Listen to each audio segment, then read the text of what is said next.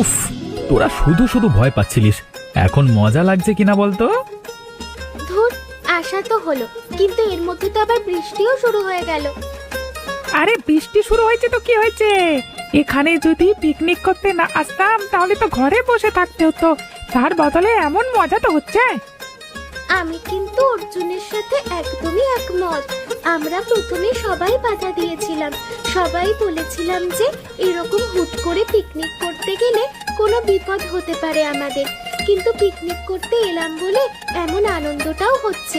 বন্ধুরা মিলে আর এমন ভালো সময় কোথায় কাটানো যায় বল?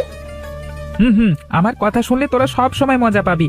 আর এমন ঝড় জলের দিনে লোকে এতক্ষণ ঘরে খিচুড়ি আর বেগুন ভাজা খেয়ে কম্বল মুড়ি দিয়ে শুয়ে পড়েছে। আমাদের মতো অ্যাডভেঞ্চার কি আর কেউ করতে পারবে? খুব তোর অ্যাডভেঞ্চার না? কোনো বিপদ আপদ হলে তখন বাড়ি থেকে তুই মার খাবি আমাদের হয়ে। ছাত্র কাবেরী, তোর সব সময় ভয়ের কথা, তার থেকে বল আজকের কি খাওয়া দাওয়ার ব্যবস্থা হয়েছে? এই গরমের দিনে অর্জুনের কথা মতো টক আম আর বিট নুন মাখা করেছি রে। উফ, শুনেই আমার জিভে জল চলে আসছে। এমন দিনের এটাই তো মজা রে। দাঁড়া, তোর এরকম পেটুকগিরি করিস না তো। বৃষ্টিটা আরেকটু থামলে হাওয়ায় যত আম পড়ছে চারিদিক থেকে সবগুলো কুড়িয়ে এনে ভালো করে মাখবো, তখন আরো মজা হবে। কি হলো রে কাবেরী, তুই কোনো কথা বলছিস না কেন রে? কি দেখছিস ওদিকে? দেখছে ওর বাবা লাঠি নিয়ে তেড়ে আসছে কিনা। উফ অর্জুন, তোর সব সময় বাড়াবাড়ি। দেখ, ওই দূরে আম গাছের নিচে বসে কেউ একজন কাঁদছে। হ্যাঁ রে, তাই তো, আমারও তো তাই মনে হচ্ছে। ওরে, কারোর কোনো বিপদ হলো নাকি? আমাদের তো যাওয়া দরকার। এরকম স্বার্থপরের মতো চুপ করে তো আর বসে থাকতে পারি না। ওই দেখ, বলি তো ছুটতে শুরু করলো রাধা। চল চল, আমরাও যাই। ও বউ, তুমি এই অবস্থায় এই পরিবেশে এখানে বসে কাঁদছো কেন? আরে, তোমাকে তো দেখে বড়লোক বাড়ির বউ বলে মনে হচ্ছে। এই না না, আজ আর পিকনিক হবে না। এরকম একজন অসহায় মানুষকে এভাবে ফেলে আমরা মজা করতে পারবো না। চলে এসো কাকিমা, তুমি আমাদের সাথে বাড়ি যাবে। কিন্তু তার আগে জানতে হবে আপনি কে। সত্যি করে বলুন তো আপনার পরিচয় কি, আর আপনি এখানে এভাবে বসে কাঁদছেন কেন? আমার নাম সীতা, পাশের গ্রামের সব থেকে বড়লোক বাড়ির বউ আমি। কিন্তু বড়লোক বাড়ির বউ হলে এখানে এই অবস্থায় কি করে এলেন? আমার উপরে ওরা প্রচন্ড অত্যাচার করতো। এই অবস্থায় শেষ পর্যন্ত আজ মারধর করে আমার শাশুড়ি আর ছোট বউ মিলে আমাকে মারতে মারতে তাড়িয়ে দিয়েছে। সে কি কথা? আর তোমার স্বামী বাধা দিল না? সে কিছু বললো না? সে তো আজ বাড়িতেই নেই, অন্য জায়গায় বড় একটা কাজে গেছে। আমি একা ছিলাম, আর সেই জন্যই ওরা সাহস পেয়ে আমাকে তাড়াতে পেরেছে। এখন তোমরা বলো, এই অবস্থায় আমি কি করতাম? আমি হাঁটতে হাঁটতে এত দূর পর্যন্ত এসে আর চলতে পারছি না। শেষ পর্যন্ত বৃষ্টি এসে গেল, তাই বসে পড়েছি। খুব কষ্ট হচ্ছিল। কিন্তু এমনি এমনি তোমাকে তাড়িয়ে দিল কেন? তুমি কি কিছু করেছিলে? বিশ্বাস করো, তোমরা কিচ্ছু করনি। আমি বড় অসহায়। অনেকদিন আগে একবার খাবারে একটু বেশি ঝাল হয়ে গিয়েছিল, সেই থেকে ওরা আমার উপর অত্যাচার করা শুরু করে। তারপর দিন দিন সেই অত্যাচার বাড়তেই থাকে। ঠিক আছে ঠিক আছে, আর বলতে হবে না। আমি যখন বলেছি তুমি আমাদের সাথেই যাবে, উঠে এসো, কোনো চিন্তা করো না, আমরা তোমাকে ঠিক রাখবো। আমার মা খুব ভালো, তোমাকে নিয়ে গেলে আমার মা খুব খুশি হবে। তুমি আমার বাড়িতে গিয়ে থাকবে, আর আমরা পালা করে সবাই তোমার লক্ষ্য রাখবো। শোন, আমরা কালকে রাতে যেমন পরিকল্পনা করেছি সেরকম ভাবেই আমাদের কাজ করতে হবে, বুঝেছিস তো? খুব সাবধানে, কোনো চিন্তা করতে হবে না। দেখেছিস তো, এতগুলো ঢিলি নিয়ে এসেছি। এগুলো থাকলে সবাই এমনিতেই ভাববে আমরা আম চুরি করতে এসেছি। আর তাছাড়া এমনিতেই আমরা গ্রামের দুষ্টু ছেলে। এখন চল চল, তাড়াতাড়ি আম গাছে ঢিল মার। একটা দুটো যদি আম পড়ে যায় তাহলে খেতে খেতে বাকি কাজ হবে। আরে জোরে মার, জোরে মার। এই ছেলেরা, কি করছিস রে এখানে? এরকম ভাবে এখানে ঘুরছিস কেন? আরে কই কাকা, আমরা তো আম চুরি করছি। দেখো, মানে আম পাড়তে এসেছিলাম।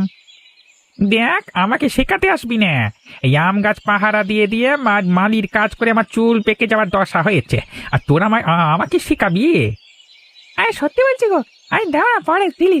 আর তোমার গাছে এত আম, একটা দুটো যদি আমরা খাই কি হয়? ঠিক আছে, অনেক হয়েছে, এখন যা। বলছিলাম কাকা, এই পাশের গ্রামের বড়লোক বাড়িতে কি মানে কি যেন হয়েছে শুনছিলাম। তাতে তোর কি রে ছোড়া? না মানে এমনি আমরা হাওয়ায় ভাষা খবর শুনছিলাম তো, তাই বিশ্বাস করতে পারিনি। সত্যিটা জানলে তাহলে আর মিথ্যে অপবাদে বিশ্বাস করতাম না। শোন তাহলে, এই সব কথা পাঁচ কান করিস না। ওরা প্রচন্ড বড় লোক, ওদের প্রচুর ক্ষমতা। বড় লোকের কেচ্ছা বাবা। ওদের বাড়িতে শাশুড়ি আর ছোট বউ মিলে ভালো মানুষ বড় বউটাকে তাড়িয়ে দিয়েছে। তার মানে সেই শাশুড়ি তো খুব শয়তান মানুষ গো, একেবারে রাক্ষসী মনে হচ্ছে। না রে বাবা, শুনে এরকম মনে হলেও আসলে তিনি এখন পস্তাচ্ছেন যে তিনি কি ভুল করেছেন।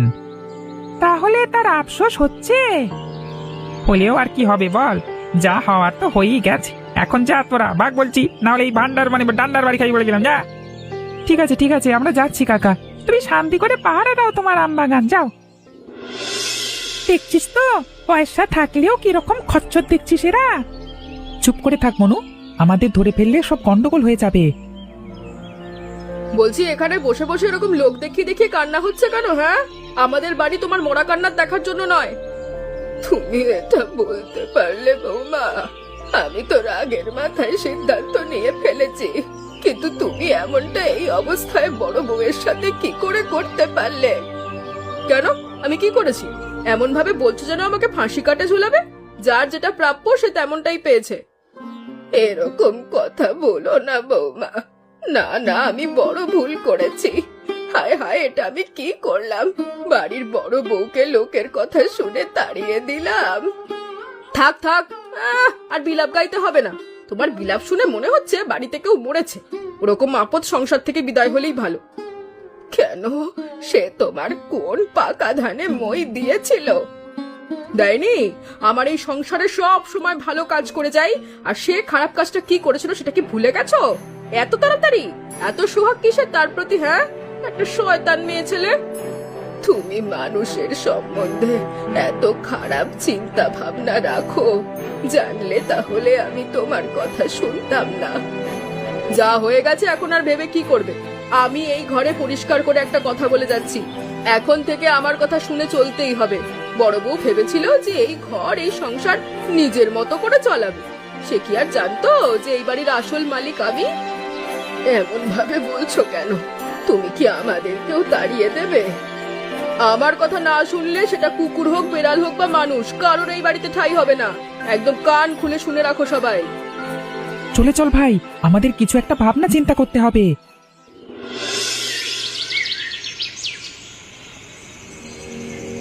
কি রে, তোরা সকালবেলা যে কাইমার শ্বশুর বাড়ি গেছিলিস, কি হলো বল?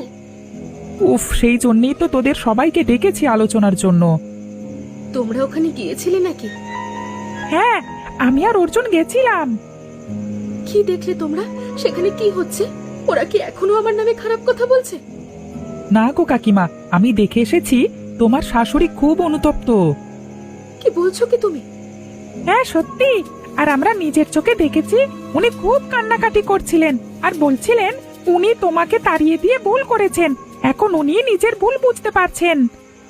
তবে তোমার ছোট বউ হচ্ছে 1 নম্বরের শয়তানি। তোমাকে বাড়ি থেকে তাড়িয়েছে, শান্তি পায়নি, এবারে পরিকল্পনা করছে তোমার শাশুড়িকেও তাড়িয়ে দেওয়ার। তাহলে এবার কি হবে?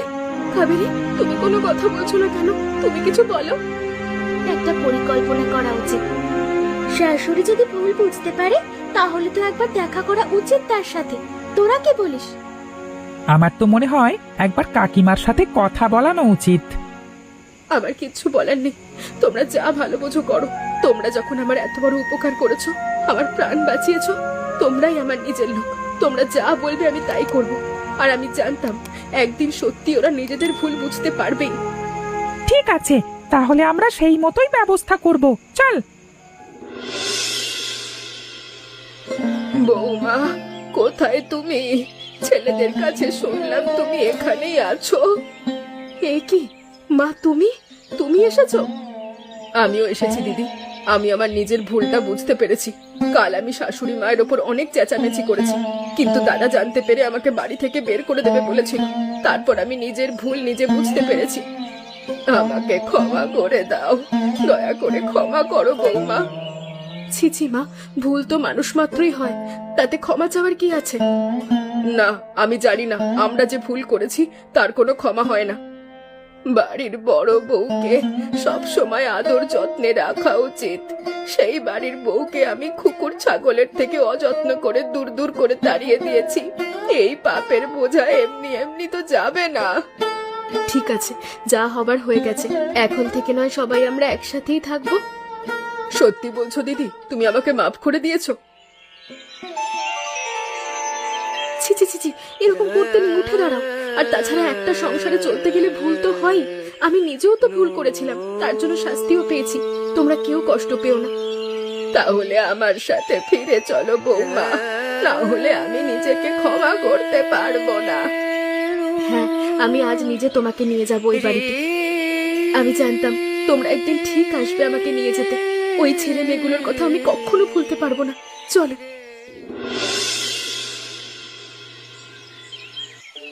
দিদি, এখন তুমি কেমন আছো? ধাত্রী চলে গেছে, সব বিপদ কেটে গেছে বৌমা। চোখ খোলো, তোমার কি সুন্দর একটা ফুটফুটে ছেলে হয়েছে।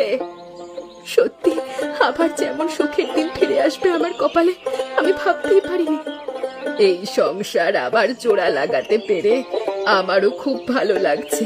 সত্যি কখনো কখনো কোনো ভুল বড় শিক্ষা দেয়। আমার ছেলে এখন থেকে আবার আমাকে নতুন করে বাঁচতে শেখাবে। শুধুমাত্র ওর জন্যই অমন অপমানের মধ্যেও আমি বেঁচেছিলাম, না হলে হয়তো মরেই যেতাম। দিদি, এমন কথা বলতে নেই। এমন কথা বললে আমার নিজের অপরাধের কথা মনে পড়ে যায়। এখন আমাদের সবার দায়িত্ব খোকাকে ভালোবেসে আদর করে বড় করে তোলা, আর সেটা আমরা সবাই মিলে করব। আমার নিজেরও একটা দায়িত্ব আছে, এখন থেকে সেটা পালন করব। বড় আনন্দ হচ্ছে গীতা তোমার এই পরিবর্তন দেখে। তুমি এমনই থেকো সব সময়। আর এখনই গিয়ে গ্রামের লোকেদের মিষ্টি বিতরণ করার কথা বলছি, চাকর দারোয়ানকে। কিরে, এইভাবেই আমরা মেনে নেব সবকিছু? না, কাকিমা মেনে নিয়েছে, অবিচার তো কি হয়েছে, আমরা মেনে নেব নাকি? একদম সত্যি বলেছিস তুই। কিছু কিছু ভুল কখনো ক্ষমা করা যায় না। ওরা ওই গর্ভবতী অবস্থায় ওই ভালো মানুষ সীতা কাকিমাকে দূর দূর করে তাড়িয়ে দিল। আমরা যদি সেদিন না থাকতাম তাহলে মানুষটার কি হতো বলতো? আর তাছাড়া ওই ছোট বউটার কোনো রকম হেলদোলও ছিল না। শেষ পর্যন্ত এসে ক্ষমা চাইলে কি সব শিক্ষা হয়ে যায়? ভবিষ্যতেও তো এমন কাজ করতে পারে। আর সেই জন্যই আমাদের এমন কিছু একটা করা উচিত যাতে ভবিষ্যতে কেন 7 জন্ম এমন খারাপ কাজ না করে। কিছু ভেবেছিস তাহলে? আমি ভেবেছি আমার বাবাকে সাধু সাজাবো। তারপর সবাইকে বলবো যে গ্রামে হঠাৎ করে এক সিদ্ধ পুরুষ সাধু বাবা এসেছেন।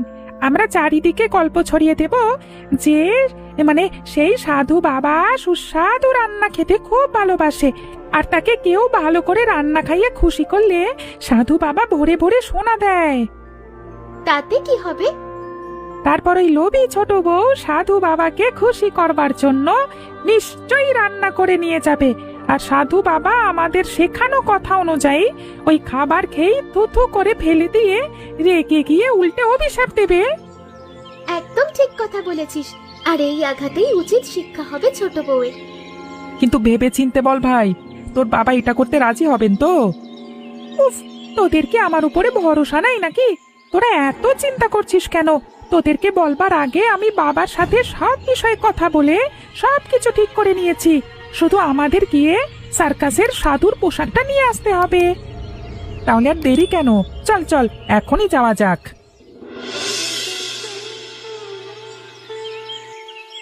ও কাকিমা শোনো, শুনে যাও। কে, রাধা নাকি? হ্যাঁ গো, আমরা তোমাকে বাজারে আসতে দেখলাম, তাই ভাবলাম একটু কথা বলি। আমাদের সীতা কাকিমা ভালো আছে তো? হ্যাঁ, ভালোই আছে।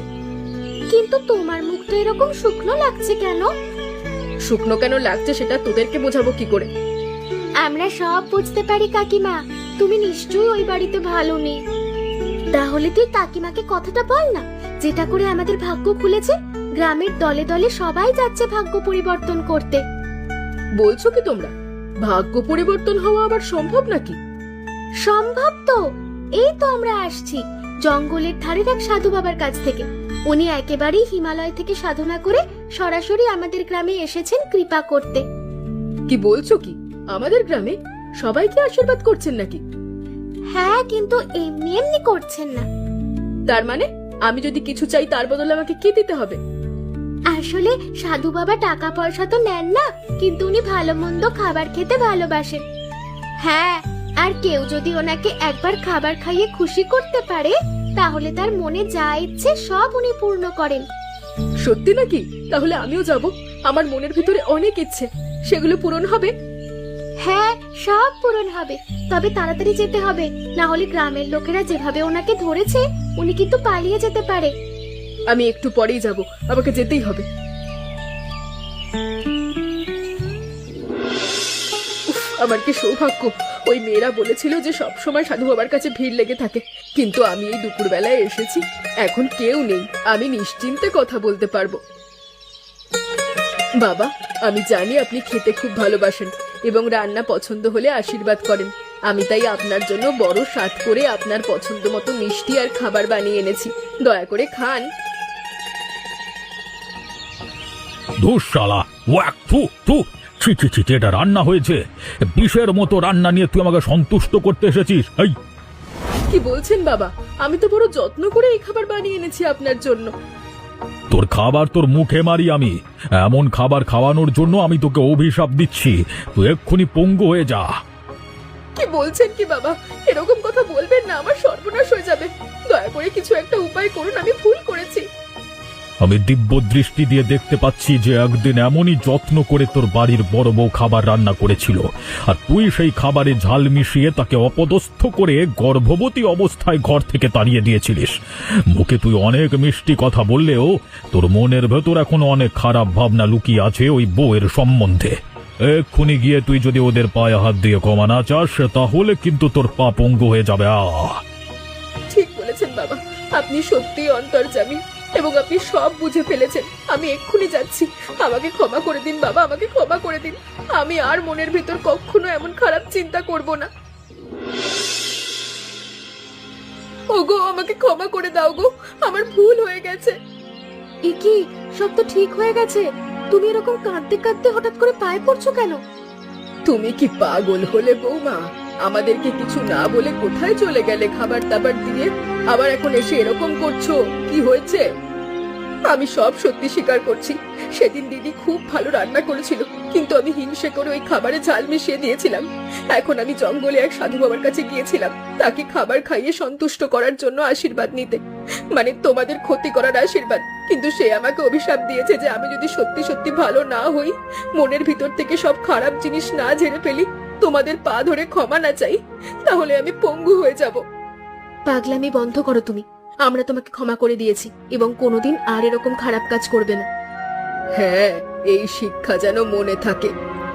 সাধু বাবা বলেছে আমাদেরকে যদি আম বাগানে নিয়ে গিয়ে ভালো করে পিকনিক না করো, তাহলে কিন্তু অভিশাপ কাটবে না।